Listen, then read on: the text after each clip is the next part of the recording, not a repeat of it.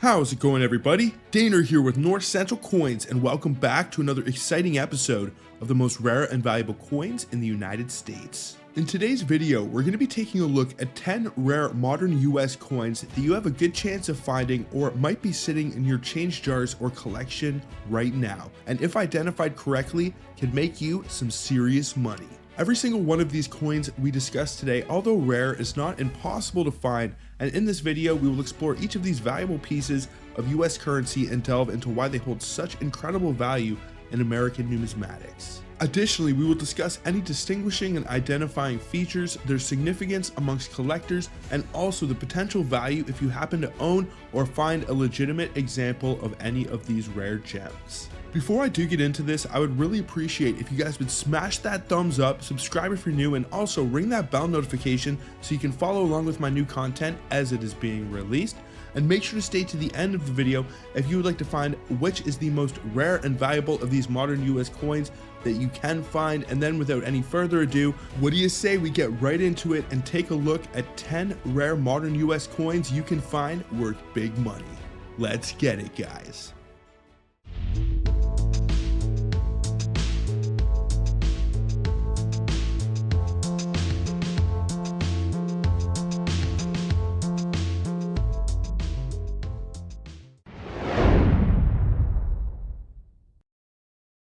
Introduced in May of the year 2000, a Sacagawea dollar from the Philadelphia Mint, muled with a 25-cent obverse, represented a remarkable discovery in the realm of US coinage.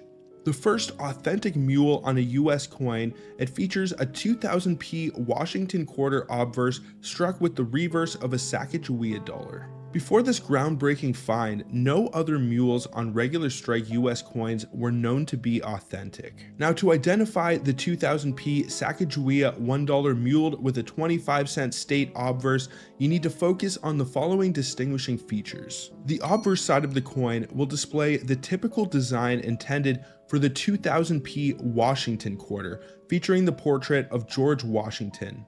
The reverse of the mule coin should have the usual eagle design found on the Sacagawea dollars, not the state quarter design. You also want to look for the P mint mark on the obverse of the coin, denoting its minting at the Philadelphia facility. Now, this coin is crafted with a composition comprising of 77% copper, 12% zinc, and 1% of other metals over a pure copper core. Currently, there are only 10 confirmed examples of this coin known to have been authenticated. Due to its extreme rarity and also the historical significance, it commands substantial value among collectors, with prices sometimes ranging from tens of thousands to potentially over $75,000 for exceptional specimens. Over the years, several other examples of these mules have come to light, with a total of 10 verified examples known to exist today. The significance of these coins is only underscored by their rarity and also the interest they command among collectors. In the year 2000, one of the pieces dubbed the Discovery coin was found in Arkansas and set the stage, fetching an impressive $29,000 at the ANA convention. Subsequent sales have seen these coins change hands for considerably larger sums, with most exceeding the $50,000 mark. The highest reported sales price for one of these mule coins stands at approximately $75,000. Now, some of the notable sales of this coin in the past. Mule number 1, known also as the Discovery specimen, was originally sold for $29,000 at the 2000 ANA Philadelphia Millennium Sale. This coin was purchased and then later sold for $67,000. Mule number 6, another significant find, was discovered on the East Coast in June 2000 and sold for $50,000 at the Long Beach Coin Expo and was later acquired for $75,000. Mule number 10 was dubbed the Treasury specimen and was first reported in August 2001. After being examined by Treasury Department officials, it was purchased and subsequently sold for $70,000. So once again, to be able to identify this rare mule coin, the obverse side will display the typical design intended for the 2000p Washington quarter, featuring the portrait of George Washington, and then the reverse side will feature the design of the usual eagle found on the Sacagawea dollars. You also want to make sure that the coin has a P mint mark on the obverse and also is from the year 2000. But if you do have an authentic mule coin, it doesn't really matter what year it's from. You have yourself a fairly rare gem. Now, in the past, I've made several videos detailing some of the most rare and valuable Canadian $1 coins or loonies that you can find in your pocket change, and the sad reality of our Canadian $1 coins since they were released in the year 1987. Even though the loonie is 13 years older than the Sacagawea dollar, it is very similar in size and shape, but the sad reality is there aren't too many valuable loonies you can look for. But in doing some of my research, trying to come up with rare and valuable Canadian loonies that I can make videos on, I stumbled across some holy grail Sacagawea dollars, and I have actually found Sacagawea dollars in my loonie hunts before. If you guys would like to see any of my coin roll hunts, I definitely suggest you go check those out. I have done Canadian penny hunts, dime hunts, nickel hunts, quarters, loonies, toonies, just about all the denominations you can hunt here in Canada, and I have found all sorts of crazy stuff from silver Washington quarters to Indian head pennies to even Sacagawea dollars. So these are definitely some good coins to have on your radar. Whether you are from the United States or you are from Canada or any other country, you can definitely turn a pretty good profit if you can identify any of these varieties. And of the 10 mule coins that have been found and accounted for at this point, they were discovered in different locations in the United States, which is a good thing. Most of these coins were spread out, so it doesn't matter where exactly you are from. If you are searching Sacagawea dollars, you may just be able to get lucky, find one of these holy grail coins, and turn a pretty good profit. A brief explanation of the 1995 double die obverse penny. The 1995 double die obverse penny is a highly sought after coin among collectors due to a unique and distinct double die error on the obverse of the coin. This particular penny exhibits an effect on the obverse side of the coin in the word liberty, creating a fascinating visual effect that sets it apart from other coins of this era. Finding and collecting error coins. Error coins such as the 1995 double die obverse penny hold great significance in the world of numismatics. They provide valuable insights into the minting process and serve as a testament to the ingenuity of human craftsmanship.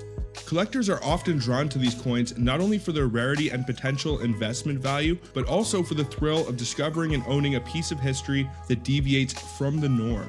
What we will cover in this video. In this video, we will explore the fascinating world of error coins and delve into the various types and causes of errors that can occur during the minting process. We will also discuss the factors that contribute to the value and desirability of these unique coins among collectors. Additionally, we will highlight some notable examples of other error coins throughout history and their impact on the numismatic community. An overview of the first penny errors in the United States. The first penny errors in the United States can be traced back to the early 19th century when the minting process was still relatively new and prone to mistakes.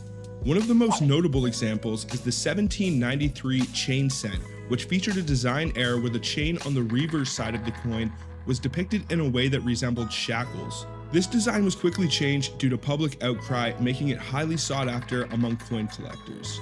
Another significant error occurred in the year 1909 with the introduction of the Lincoln cent, which featured the initials VDB on the reverse side. However, public backlash against the placement of the designer's initials led to their removal later that year. This modification resulted in a limited number of Lincoln cents with the initials, making them highly sought after by collectors. I've actually made a video about the 1909 VDB Lincoln cent in the past. If you guys would like to check that out, I will leave a link up in the top corner. Some other examples of famous penny errors throughout history include the 1955 double die obverse. Another notable error is the 1943 copper penny, which was accidentally struck in copper instead of the zinc-coated steel due to wartime shortages.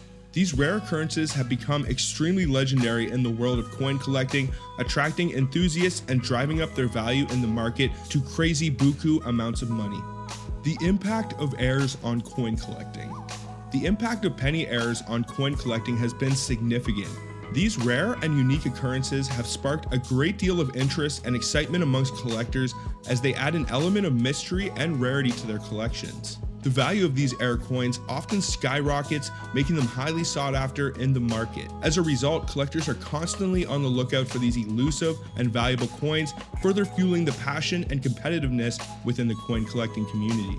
So what do you say we get into the coin that you guys are all here for, the 1995 double die obverse Lincoln cent? Now first, what is the definition of a double die? A double die error occurs when the design on a coin is imprinted twice, resulting in a distorted or overlapping image.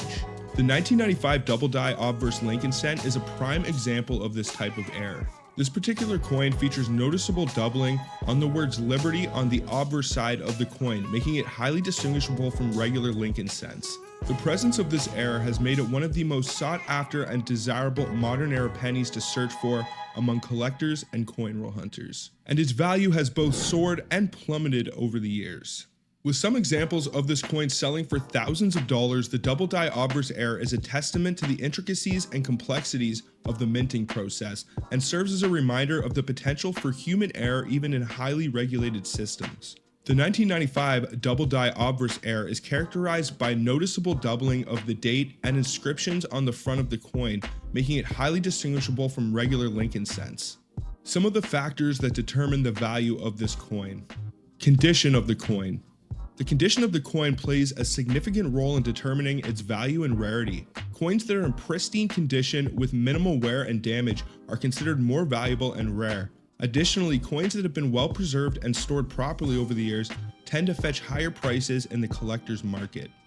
Availability in the market also affects the rarity of a coin. If a coin is scarce and difficult to find, it is likely to be more valuable and rare. On the other hand, if a coin is readily available and easily obtainable, its value may be lower. Factors such as lower or limited mintages, historical significance, and collector demand can all contribute to the availability of a coin in the market. Demand among collectors is another factor that can influence the value of a coin in the collector's market. If a particular coin is highly sought after by collectors, its price is likely to be higher due to increased competition and willingness to pay. Additionally, trends and fads within the collecting community can also impact the demand for certain coins, leading to fluctuations in their price. Some of my tips for finding rare pennies. Some tips for finding rare pennies, including searching through pocket change, attending coin shows or auctions, and networking with other collectors. One of the most tried and true methods in the United States especially is coin roll hunting. That involves going to your bank and ordering rolls of pennies, either individual rolls, or you can actually order a full box of $25 worth of pennies, and you can search through and maybe find some goodies inside. It is super important to educate yourself about the different varieties and errors that can make a penny valuable, as well as staying updated on the current market trends. Furthermore, storing and preserving rare pennies in proper conditions can help maintain their value over time. Now, one of the questions I get asked the most is, what do I do if I have one of these coins, and where can I make the most amount of money off of it? Now, the first suggestion that I have to make to you is that you get the coin authenticated and graded. The importance of authentication and certification when dealing with rare pennies cannot be overstated. Getting a penny authenticated by a reputable grading service adds credibility and increases its value in the market.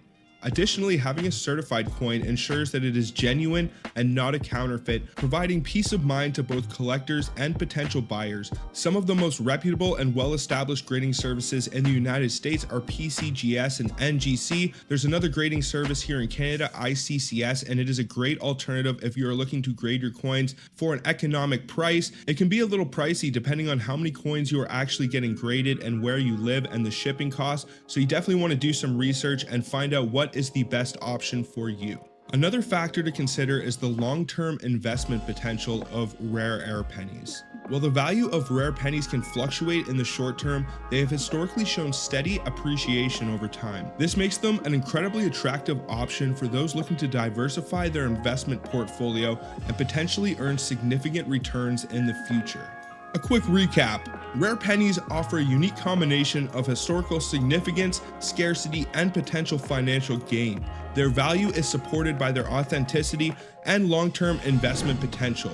Whether you're a collector or an investor, rare pennies can be a valuable addition to your collection. In terms of numismatic value, the 1995 double die obverse penny has unfortunately seen a slight price drop in recent years due to the discovery of many high-grade examples and uncirculated rolls, but it can still be worth around $10 even in some of the lowest grade conditions, with some of the highest grade examples selling for up to $5,000. This is a fairly rare and desirable modern era coin, and people want these things for their albums and collections to fill that spot, especially a nicer example if they can obtain one.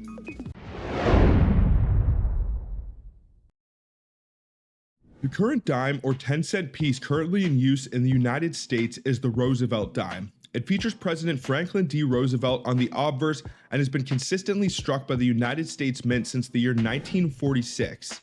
The design for the coin was approved shortly after Franklin Roosevelt's death in the year 1945. President Roosevelt's passing in 1945 prompted the idea of honoring him on a coin due to his leadership during the Great Depression and World War II. Louisiana Representative James Hobson Morrison proposed the idea of a Roosevelt dime. Treasury Secretary Henry Morgenthau Jr. announced the replacement of the Mercury dime with one featuring Roosevelt in May 1945. Chief engraver John R. Sinek, assisted by Gilroy Roberts, were tasked with creating the new design. Sinek submitted various models, initially depicting Roosevelt's bust on the obverse and a hand holding a torch on the reverse, along with an olive and oak sprigs. The Commission of Fine Arts rejected these initial designs, stating that Roosevelt's portrayal lacked dignity. After multiple revisions and consultations, Sinek's final design featured Roosevelt's head with an enlarged date and the word Liberty on the obverse. This design was approved and production commenced in January 1946. Despite some controversies and disagreements between the Mint and the Fine Arts Commission, the Roosevelt dime became a reality, honoring a beloved president and marking an important era in U.S. coinage. The Roosevelt dime features President Roosevelt on the obverse with the inscriptions Liberty and In God We Trust and Sinek's initials JS to the left of the date. On the reverse, it showcases a central torch symbolizing liberty, flanked by an olive sprig for peace and an oak sprig for strength and independence.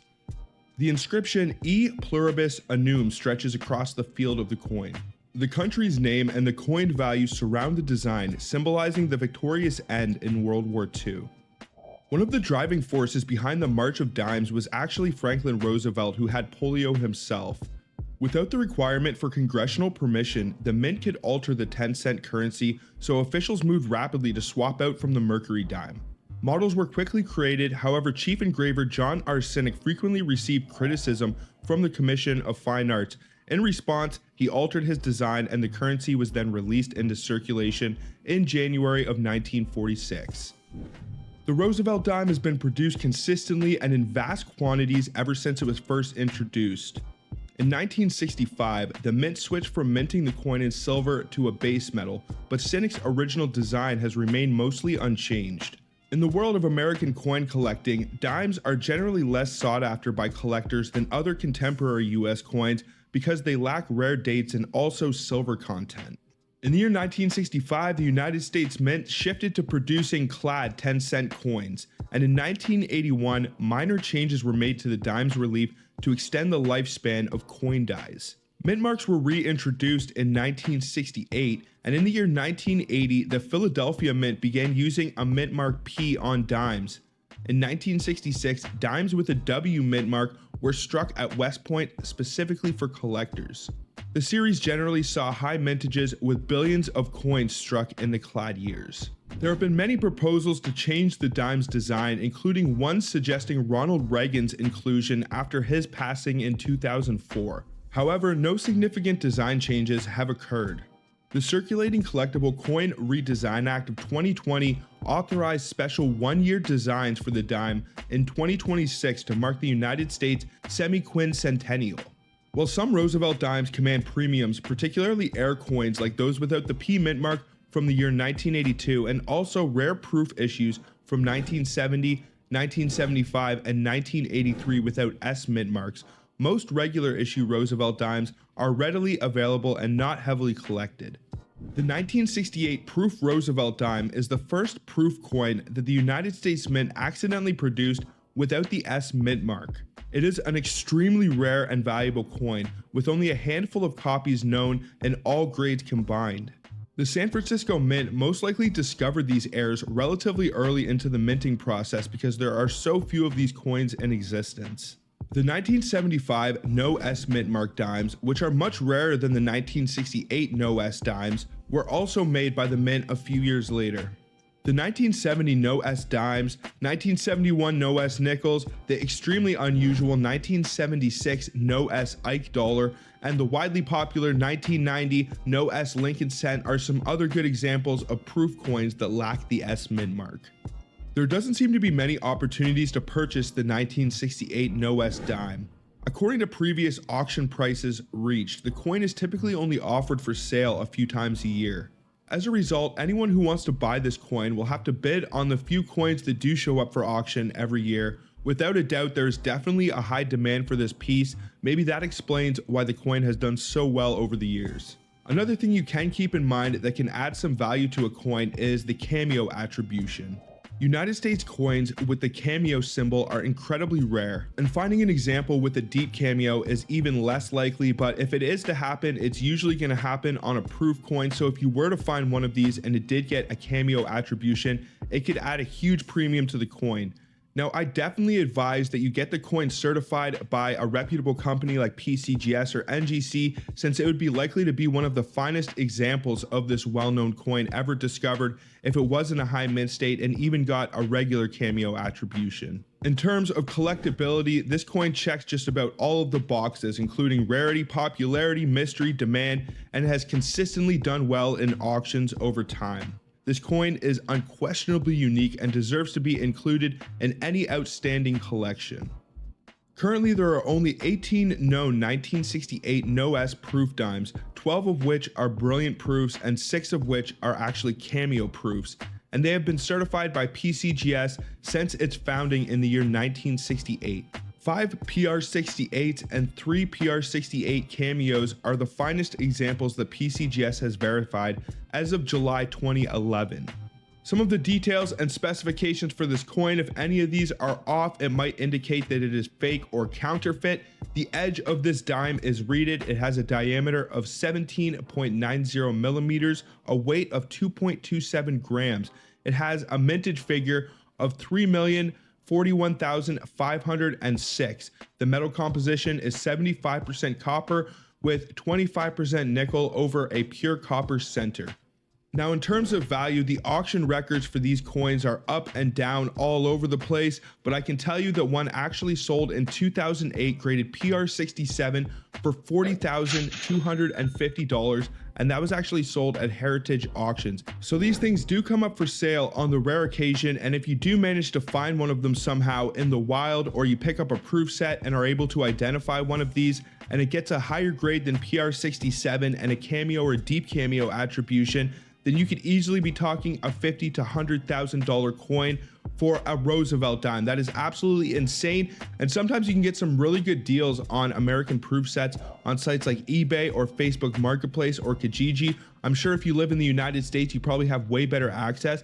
But even here in Canada, I've actually been able to get some United States proof sets, even here in Canada, for some really good deals. Usually I try and keep my eyes out for the silver ones, but this 1968 set might be a good one to keep on your radar. You're probably a lot better off pulling these out of the set than you are finding one in the wild. If you did find one coin roll hunting, or you bought it on eBay or Facebook Marketplace, I would be highly skeptical that it might be a counterfeit. So pulling one of these out of the set might actually give you some peace of mind in terms of its authenticity. Now, I'll very quickly once again just go over how to identify this coin. Most of the other denominations in the 1968 proof set should have an S mint mark, but if you were to find a 1968 proof set and the dime does not have the S mint mark, then you have yourself one of these holy grail coins. So it is going to be super hard to identify one of these if you were to find one of them coin roll hunting, which I'm sure there aren't too many of them floating around in the wilds of circulation, but I'm not going to say that there aren't any of them because I have seen crazier things before. But your best chance of finding one of these dimes is out of a 1968 proof set and cherry picking the dime with a no S mint mark.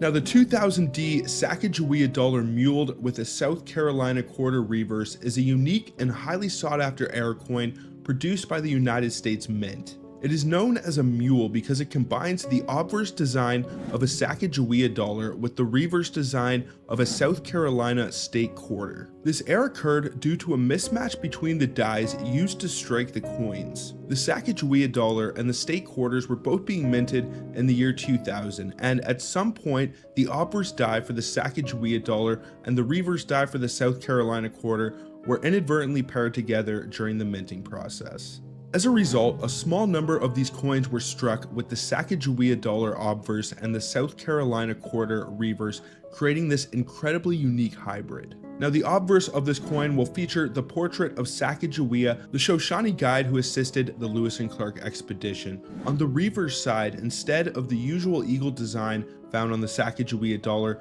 the coin will display the design intended for the South Carolina state quarter, which depicts a palmetto tree, a state bird, and a crescent moon, representing the state's nickname, the Palmetto State. Due to the rarity and novelty of this heir, the 2000D $1 mule with a South Carolina 25-cent coin has become highly desirable among collectors.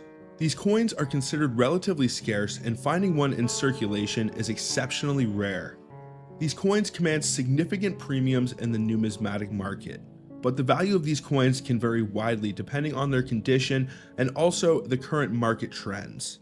But an example of one of these dollar coins in good condition can fetch hundreds or even thousands of dollars at auction or through private sales. Now, the 2000D Sacagawea dollar mule with a South Carolina quarter was minted at the Denver Mint facilities. It has a diameter of 26.50 millimeters, and it has a composition consisting of 77% copper, 12% zinc, and 1% of other metals over a pure copper core. The overall mintage for the 2000 Denver Mint Sacagawea dollar is 767,140,000, indicating that a significant number of these coins were produced, which means that there are probably some quality control oversights, which is a good thing for us because who knows how many of these bad boys could have slipped through the cracks and could just be waiting to be discovered. Now, the 2000 Denver Mint Sacagawea dollar mule with the South Carolina quarter reverse is highly valued among collectors due to its unique heir combination of the Sacagawea dollar obverse and also the state quarter reverse, and is probably one of the most rare and valuable modern American coins that you can find. A recent auction record for this coin was set at around $66,000 for a specimen that was graded MS64 at Heritage Auctions, and this was sold on December 18th of 2022. This incredibly high auction record underscores the rarity and desirability of this heir coin among collectors, with examples in lesser grades still commanding significant premiums on the numismatic market. Now, I'm not too sure how common it is to actually stumble upon Sacagawea dollars in your pocket change in the United States. I'm pretty sure in most cases, if you want to get these to search, you actually have to go down to your bank and order a few rolls or a box of them. I know that you can get a box of Sacagawea dollars because I have seen people post on Facebook. I'm not too sure about the older Susan B. Anthony's and the Ike dollars. You might be able to get a Susan B. Anthony in a roll or box of Sacagawea dollars, but they are not nearly as commonplace to use in everyday transactions in the United States as the Canadian loonie is to use here in Canada. Now, because these coins are not nearly as widely used as some of the other American denominations, it makes your chances of being able to find some of these rare heirs a lot better because they don't change hands too often, and a lot of the times they probably just sit in their rolls or boxes in the bank and go unused and unspent. So they're probably one of the least searched denominations when it comes to coin roll hunting in the United States, and these are some incredibly rare coins that have appraisals in the 5-figure marks. They're just about as valuable as any other coin, but they are definitely not as well known. So these might be a good option if you want to find a heir or variety that you can make a huge profit off of. 1976 marked the 200th anniversary of the signing of the Declaration of Independence, a pivotal moment in American history. To commemorate this milestone, the United States Mint embarked on the creation of a special series of coins known as the United States Bicentennial series. These coins, including the Washington quarter dollar, the Kennedy half dollar, and the Eisenhower dollar, featured new reverse designs that honored the nation's bicentennial celebration. Each of these specially designed coins bore the dual date of 1776 to 1976 on the obverse, symbolizing 2 centuries of American progress and resilience. The production of bicentennial quarter dollars occurred in the years 1975 and 1976, with coins minted in both the traditional copper-nickel clad composition and also a resurrected 40% silver clad alloy reminiscent of the silver content found in half dollars from 1965 to 1970, but these were only produced in silver for proof sets. Mint state and proof versions of all of these coins were produced with special three-piece sets of the silver bicentennial coins made available to collectors at a premium. Notably, there are no quarters, half dollars, or dollar coins that were minted with a 1975 date, making the 1976 bicentennial quarter a distinctive numismatic piece. The journey towards the creation of these commemorative coins began with the establishment of the American Revolutionary Bicentennial Commission in the year 1966. They were tasked with the planning and coordinating of activities for bicentennial celebrations. Despite initial opposition from the United States Mint, legislation introduced in Congress in the early 1970s eventually led to the temporary redesign of the quarter, half dollar, and dollar for the bicentennial. A nationwide competition was held to select designs for the reverse of each of the coins, resulting in iconic images that captured the spirit of American history. Among these designs, the bicentennial quarter featured a colonial drummer, symbolizing the patriotic fervor of the American Revolution. Other notable designs included Independence Hall for the half dollar and the Liberty Bell against the moon for the dollar coin. While the copper nickel clad quarters remain abundant in circulation, the limited mintage of the silver pieces adds an element of rarity and collectability to the series. The 1976 bicentennial quarters that were struck in silver will bear an S mint mark indicating that they were struck at the San Francisco Mint. Despite extremely high mintage figures and easy accessibility, bicentennial coins continue to hold a cherished place in American coinage history, serving as tangible reminders of the nation's journey towards liberty and unity. The 1976 Denver Mint DDO Bicentennial Quarter, or double die obverse, is a notable heir primarily found on the Denver Mint 1976 Bicentennial Quarter. The first thing you need to do is check that it was struck at the Denver Mint, which can be distinguished by a small D mint mark to the right of Washington's bust on the obverse side. To identify the DDO heir, attention should be directed to the wording Liberty above Washington's bust and also on the wording for In God We Trust. Upon close examination, doubling may be observed, rendering the letters with a somewhat three-dimensional appearance and subtle shading. However, it's crucial to note that this doubling typically results from machine doubling or die deterioration rather than a true double die. Identifying this heir coin involves careful scrutinization of the lettering for signs of doubling, where the characters appear thicker or slightly shifted from their original position. Unlike genuine double-dyed heirs, which occur during the hubbing process and can result in distinct, crisp doubling of the design elements, machine doubling or die deterioration tends to produce less pronounced doubling and lacks the sharpness characteristic of true double dies. Several factors could have contributed to the occurrence of machine doubling or die deterioration on these 1976 coins. Machine doubling often arises when the coin is struck and the die shifts slightly during the minting process, causing the design to be partially re-impressed onto the coin's surface.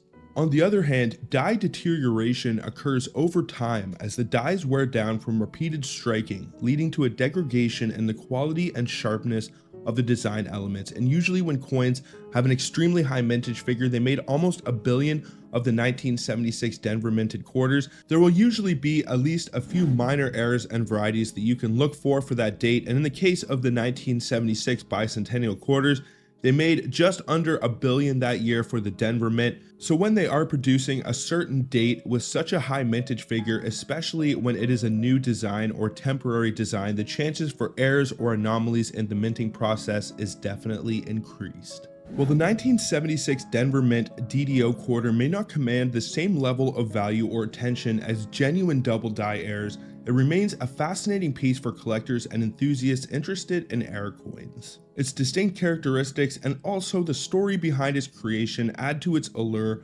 making it a noteworthy addition to any numismatic collection. Now, some of the details and specifications for the 1976 Denver Mint Bicentennial Quarter. It was designed by John Flanagan. The edge is reeded. It has a diameter of 24.30 millimeters. It has an overall mintage of 860,118,839, which is actually a higher mintage figure than the Philadelphia Mint, which is probably why you can find a few of these heir coins on the Denver Mints. It was minted at the Denver Mint facility, meaning it will have a D mint mark on the obverse. The The composition of the coin is 75% copper and 25% nickel over a pure copper center, but as I mentioned, some of the pieces that were struck for the proof sets were actually struck in 40% composition. Now, when it comes to the value for the 1976 Denver Mint DDO quarter, usually if you find one of these and it's pretty beat up and not in the greatest shape, you won't get too much above face value for it. But if you can find one of these in an uncirculated roll, or you find one that's in really good shape, if you can identify significant doubling on the wording for Liberty, just above Washington's bust, and also on the wording for "In God We Trust," on the obverse of the coin, you can definitely add a pretty big premium to the coin. Now, in terms of the value for this piece, it pretty much comes down to how significant the doubling is and the condition of the piece. I was able to find an auction record from 2019 on eBay where a high-grade example of this coin sold for around $450. Unfortunately, it does not list the grade, but I'm guessing it's probably somewhere around an MS 67. But if you were to find one and it scored any higher than that, a 68 or 69, or maybe, just maybe, you got that legendary 70 mark, which doesn't happen too often for the older coins, then you could easily be talking a $1,000 coin. A lot of people are fans of the Bicentennial coin series, and if you were to have one in a very high grade and with a significant error, like very pronounced machine doubling on the coin, there could be some collectors that could definitely want to pay a pretty high premium to acquire it for their collection. In terms of the low end value, if you can identify severe machine doubling on the obverse, then chances are you can probably get a couple dollars for this coin, depending on how severe it is, how badly somebody wants it, and pretty much you can get them to pay for it. The Lincoln Memorial penny was first minted in the year 1959, marking the sesquicentennial anniversary of Abraham Lincoln's birth. The design was created by sculptor Frank Gasparo. The obverse of the coin features a profile of Abraham Lincoln, the 16th President of the United States. This design is a continuation of the likeness introduced on the wheat penny in the year 1909. The reverse showcases an image of the Lincoln Memorial, a prominent monument located in Washington, D.C. This memorial honors President Lincoln and serves as a national symbol. The composition of the coin has undergone modifications over the years. Initially, it was made of 95% copper and 5% zinc. However, rising metal costs led to changes. From the year 1982 onwards, the composition became primarily zinc with a thin copper plating. Throughout its long history, the Lincoln Memorial Penny series includes various mintage varieties, errors, and notable coins that have captured the interest of collectors. Some of these examples include the 1972 double die variety and also the 1995 double die variety. The Lincoln Memorial Penny series concluded in the year 2008, making way for the next chapter in the Lincoln Cents design evolution. The Lincoln Memorial Penny series holds a special place in American numismatics. Its extended production period, coupled with the variety of mintages and issues, provides collectors with a diverse array of coins to pursue. While many of the coins in this series are readily available, certain key dates, mint marks, and other eras and varieties are highly sought after by collectors. The series serves as a bridge between the earlier wheat penny era and the subsequent Lincoln Bicentennial designs. Collectors often appreciate the historical and artistic elements of these coins, making the Lincoln Memorial Penny series a popular and accessible choice for numismatists of all levels. Now, the 1972 P double-dyed Lincoln Cent Type 1 stands as a prominent and highly sought-after variety within the extensive Lincoln Cent series. This particular coin possesses significance due to its distinct features, and among the numerous double dies associated with the 1972 Lincoln Cent, the Type 1 variation is deemed particularly noteworthy. The 1972 double-dyed Type 1 distinguishes itself through pronounced doubling, notably visible on all 4 digits of the date, exhibiting a distinct emphasis towards the southwest. This variety extends its doubled characteristics to the inscription Liberty, where the doubling effect is prominent in the southern direction. Also, the words "In God We Trust" on the obverse can display strong doubling towards the east, contributing to the overall unique and identifying nature of this variety. One of the key attributes of the 1972 P double-dyed Type 1 is its ease of identification. The robust doubling in specific areas, notably on the date, makes it readily discernible even to the unaided eye. This accessibility contributes significantly to its popularity among collectors and enthusiasts alike. The coin's distinctive features, coupled with the easy visibility, have elevated its desirability within the numismatic community. The collector community holds a keen interest in the 1972p double die Lincoln cent Type 1, appreciating its uniqueness and historical significance. The variety's strong visual impact enhances its appeal, drawing numismatists who seek to enrich their collections with coins that boost aesthetic allure and rarity. As a major variety within the 1972 Lincoln cent series, the Type 1 holds a special place in the hearts of collectors, aiming to assemble a comprehensive and distinguished set.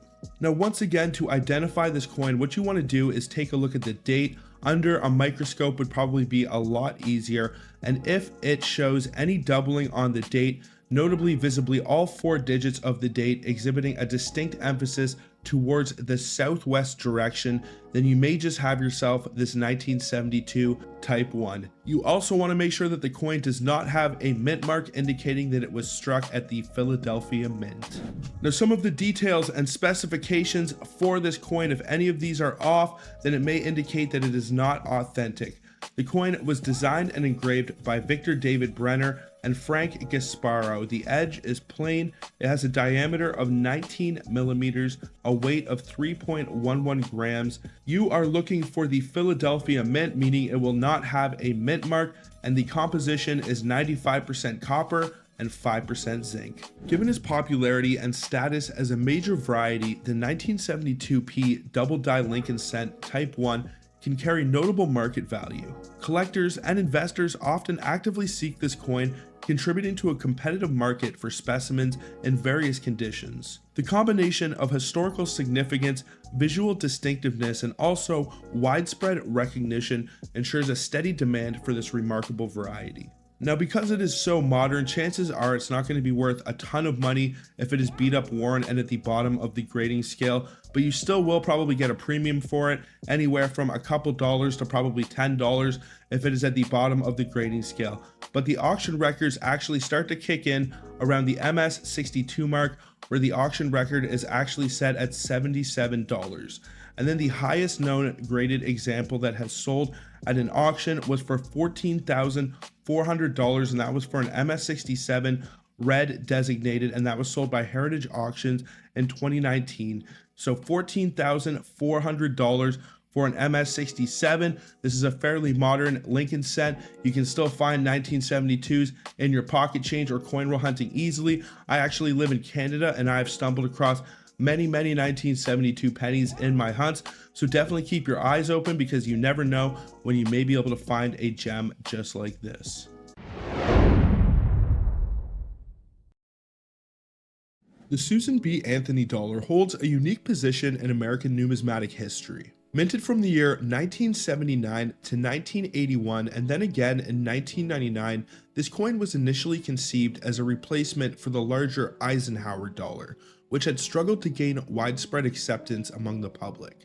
However, the journey of the Susan B. Anthony dollar was fraught with challenges and controversies, reflecting the complexities of American coinage and the influence of various interest groups. In its early stages of development, the Susan B. Anthony dollar underwent rigorous testing, with the United States Mint exploring different shapes and compositions to optimize its design and functionality. Despite efforts to create a distinctive coin, opposition from the vending machine industry, a powerful lobby in the realm of coin legislation, led to compromises in the coin specifications. Ultimately, a round planchette with an 11-sided inner border was chosen, a decision influenced by practical considerations rather than purely aesthetic ones. One of the most significant debates surrounding the Susan B. Anthony dollar was the choice of its design for its obverse face. Initially, the coin featured a representation of Lady Liberty, which is a common motif in American coinage. However, pressure from various sectors, including Congress and advocacy groups, prompted calls for the coin to depict a real woman, symbolizing recognition of women's contributions to American history. After considering multiple proposals, social reformer Susan B. Anthony emerged as the chosen design subject, embodying the spirit of female empowerment and civil rights activism. Frank Gasparro, the chief engraver of the United States Mint, played a pivotal role in shaping the visual identity of the Susan B. Anthony dollar. The decision to feature Susan B. Anthony's portrait on the coin was met with mixed reactions from numismatists and historians, with some praising the coin's historical significance while others questioned the artistic merit of the design. Despite ambitious production plans and high expectations, the Susan B. Anthony dollar struggled to gain traction with the American public. Confusion over its similarity in size and composition to the American quarter, coupled with skepticism from consumers and businesses alike, hindered its acceptance in everyday transactions. While efforts were made to promote and integrate the coin into circulation, including marketing campaigns and retrofitting vending machines, its usage remained limited. Ultimately, the series was discontinued, making way for subsequent dollar coin initiatives such as the Sacagawea dollar series. Today, the Susan B. Anthony dollar occupies a unique place in numismatic lore, serving as a testament to the complexities of coinage design and also the challenges of public acceptance in the ongoing quest for representation and inclusivity in American currency. Despite its brief circulation and initial setbacks, the coin continues to fascinate collectors and historians alike and offers a glimpse into the pivotal era in American money history. Now, the 1979p near-date Susan B. Anthony dollar is a valuable variety sought after by collectors due to its distinctive characteristics. Identifying this variety requires attention to specific details on the coin's obverse, particularly regarding the positioning of the date relative to the rim. To identify the 1979p near-date variety, examine the area around the date 1979 on the obverse of the coin. In the near-date variety, the digit of 1 in the date 1979 is positioned noticeably closer to the rim compared to the other digits in the date. This results in less space between the digit of 1 and the rim of the coin, creating a nearness that distinguishes it from the standard date placement found on most Susan B. Anthony dollars minted in 1979. The near-date variety is believed to have occurred due to a slight misalignment of the coin dies during the minting process at the Philadelphia Mint, which resulted in the date being struck closer to the rim than it was intended. This subtle variation in the positioning of the date makes the 1979p near-date Susan B. Anthony dollar a desirable find for anyone interested in numismatic rarities and varieties. Because of its relative scarcity and also the unique features that it exhibits, the 1979 Philadelphia Mint near-date variety commands a premium among collectors. While many Susan B. Anthony dollars from 1979 are readily available, the near-date variety is much more elusive. Collectors often seek out examples of the 1979p near-date variety to add to their collections, especially if they are interested in assembling a full set of Susan B. Anthony dollars, or they like to explore the intricacies of coin varieties. As with any collectible or valuable or rare coin, the condition and preservation plays a significant role in determining its overall value. Now, this coin was designed by Frank Gasparro. It features a reeded edge and measures 26.50 millimeters in diameter. It weighs 8.10 grams and was minted at the Philadelphia Mint. The overall mintage for the 1979 Philadelphia Mint Susan B. Anthony dollar is 360,222,000. It is composed of 75% copper and 25% nickel over a pure copper center. Now, in terms of this coin's value, notably an auction record from December 30th in 2021 indicates a value of around $7,000 for one of these coins that was graded MS67 by PCGS. Now, when it comes to modern American dollar coins, there aren't too many that you can look for that are worth much above their face value, but this is definitely one that is worth quite a bit more with a record auction of around $7,000. Even if you were able to find one of these and it's pretty beat up and worn, I'm sure you can find someone that will pay a premium for it because they will want to add it to their collection and they can fill out that space in their book. So if you do find one of these and it's on the low end, I would expect you can get anywhere from $5 to $15 for this coin, depending on how badly somebody wants it. One intriguing deviation from the standard narrative of Roosevelt dimes occurred in the year 1982 when the Philadelphia Mint issued a distinctive variant. Notably, this particular edition lacked the customary P mint mark. Preceding 1980, dimes typically did not bear a mint mark, and it was generally assumed that these were minted in Philadelphia. The landscape shifted in the year 1980 with the introduction of a newer style incorporating the P mint mark. The 1982 Roosevelt dimes without the P mint mark emerged as exceptionally rare and valuable numismatic treasures. The absence of this P mint mark on specific coins enhances their historical and collectible appeal, distinguishing them in the eyes of avid collectors. The scarcity of these dimes, coupled with the uniqueness of the minting anomaly, contributes to their allure among collectors seeking distinctiveness and valuable additions to their collections. An outstanding testament to their desirability and rarity is the auction record set on May 5, 2004 through Heritage Auctions. One example, graded MS68, fetched an impressive $2,185, highlighting the high value and demand associated with these particular 1982 Roosevelt dimes without the P mint mark. This auction success serves as a testament to the significance and desirability of these unique coins within the numismatic community. So to identify this variety, what you want to do is flip over to the obverse and take a look at the top left-hand side of the date 1982. Now, if it has the P mint mark, then it is the less rare of the Philadelphia struck 1982 Roosevelt dimes, but if it is actually missing the P mint mark, then you have yourself a fairly rare variety. Now, some of the details and specifications for this coin, if any of them are off, it may indicate that it is not an authentic example. The coin was designed by John R. Sinek. The edge is reeded. It has a diameter of 17.90 millimeters and a weight of 2.27 grams.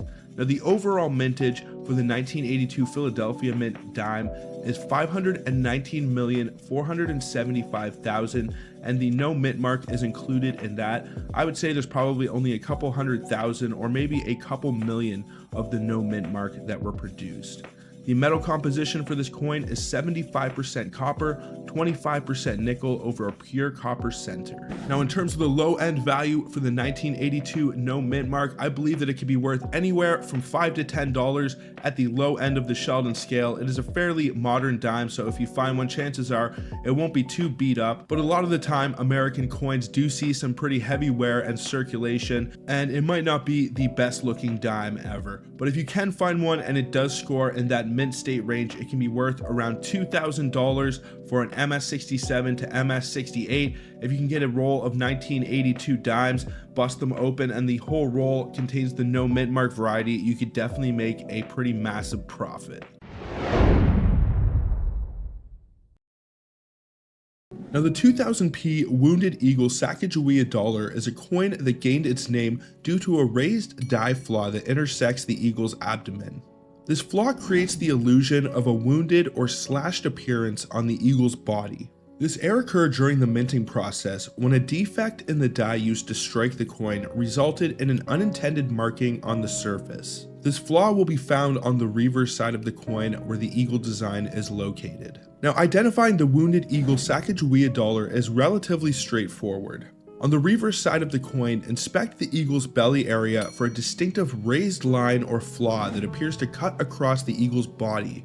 This flaw should be visible to the naked eye and is often described as resembling a wound or a gash. Additionally, the rest of the coin's design and features should align with those of a standard 2000p Sacagawea dollar, including the date, mint mark, and condition of the coin. Despite its name and unique appearance, the 2000 Philadelphia Mint Wounded Eagle Air Sacagawea dollar is considered a mint heir rather than a separate variety. Minting errors occur when mistakes happen during the coin production process, resulting in coins with deviations from the intended design. These errors can vary in severity and rarity, with some garnering significant attention from collectors due to their unique nature. The Wounded Eagle Sacagawea dollar error is one such example and is sought after by collectors for its distinctive visual appeal and relative scarcity compared to standard Sacagawea dollars. While not as common as regular Sacagawea dollars, these air coins can still be found in circulation or through coin dealers and collectors. Due to their unique appearance and the intrigue surrounding mint heirs, Wounded Eagle Sacagawea dollars often command premiums far above their face value, especially in higher grades or well-preserved conditions.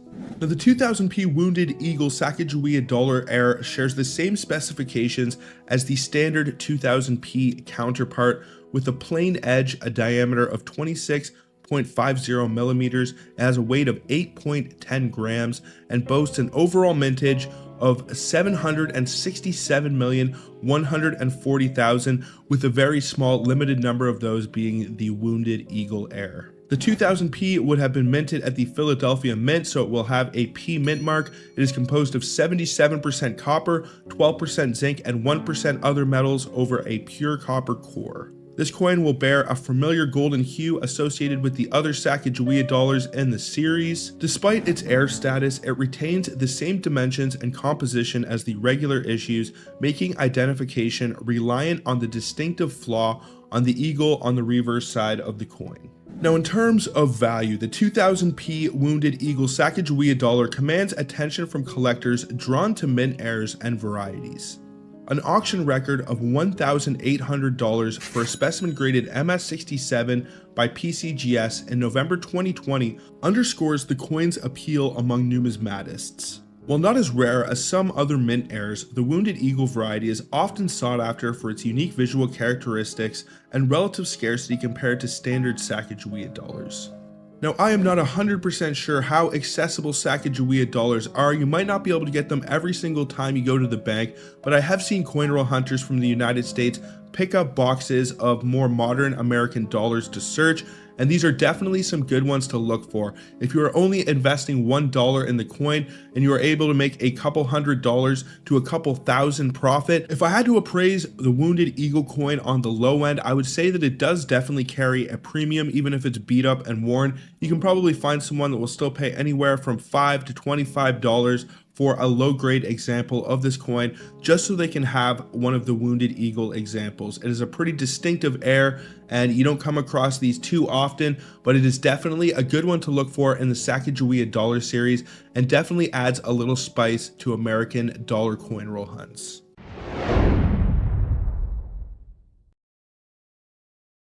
So before we get into the 2005D Speared Bison nickel, first I thought I would give you guys some information on the American nickel. The United States Mint produces nickels, which are wrongly known as nickels and are actually 5-cent coins. The coin was first produced in the year 1866 and is now composed of cupronickel, which is 75% copper and 25% nickel. The coin has a thickness of 1.95 millimeters and a diameter of 0.835 inches or 21.21 millimeters. Before today's cupronickel 5-cent coin, the silver half dime, which was equal to 5 cents, was minted from the years 1792 to 1873. Due to the economic hardship brought on by the American Civil War, gold and silver was removed from circulation.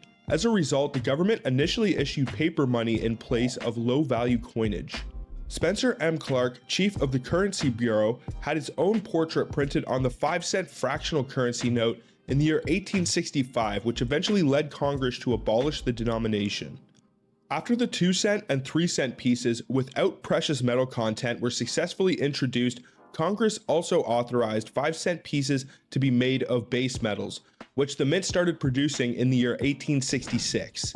From 1866 until the year 1883, the Shield nickel's original design was minted before being replaced by the Liberty Head nickel. In 1913, the Buffalo nickel was first introduced as part of an effort to boost the value and beauty of American coinage. The Jefferson nickel was first issued in 1938 and has mostly remained unchanged until present day. Special Jefferson nickel designs were released in 2004 and 2005 to commemorate the anniversary of the Lewis and Clark expedition. Although a new obverse designed by Jamie Franke was used in place of Felix Schlag's original reverse design, the mint returned to using it in the year 2006. The purchasing power of the nickel is steadily declining as a result of inflation, and as of right now, it is equivalent to less than 1% of the federal hourly minimum wage. The estimated cost to produce a nickel in the year 2020 was more than 7 cents. The mint is looking into ways to cut costs by utilizing less expensive metals. 2018 saw over 1.26 billion nickels produced at the Philadelphia and Denver mints. The mint had struck circulating commemorative coins for the United States Bicentennial, giving quarters, half dollars, and dollars struck in 1975 and 1976 a dual date, of 1776 to 1976. After Canada issued a successful series of quarters in the year 1992 to honor its provinces and territories, the United States Mint obtained congressional permission to issue a series of United States quarters honoring different American states. They began to be issued in the years 1999, and in 2002, the Mint began to consider redesigning the nickel in honor of the upcoming bicentennial of the Lewis and Clark expedition. Representative Eric Cantor did not want to see the Monticello move permanently off the nickel. The American 5-cent Coin Design Continuity Act of 2003 was signed into law by President George W. Bush on April 23, 2003.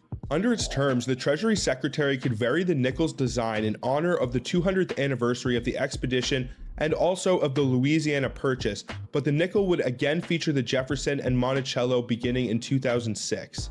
Unless Congress acts again, every future 5-cent coin will feature President Jefferson and the Monticello. Schlage's obverse design was utilized by the Mint in the year 2004, along with two new reverse designs.